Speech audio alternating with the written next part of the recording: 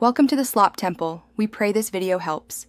You start by charging and placing your AirPods Pro 2 in the open case. This ensures stable pairing and proper firmware checks.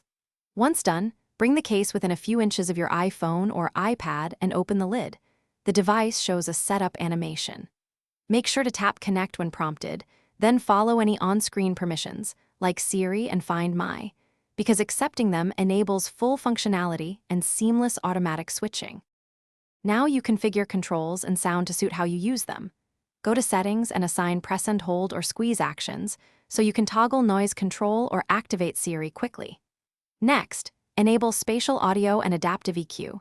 These tailor sound stage and frequencies to your ear shape. This is why music and calls sound clearer. Finally, practice switching between active noise cancellation and transparency in Control Center or by squeezing an earbud, because quick swaps matter in noisy places. To finish, keep your AirPods Pro 2 in the case and near your iPhone to receive firmware updates automatically.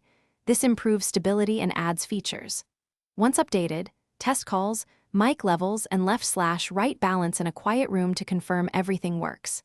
If pairing fails or sound drops, reset the case by holding the rear setup button for about 15 seconds until the light flashes amber then white, then repair. That reset fixes most issues. If not, check battery levels and restart your phone. Thanks for watching. Consider subscribing if we helped you.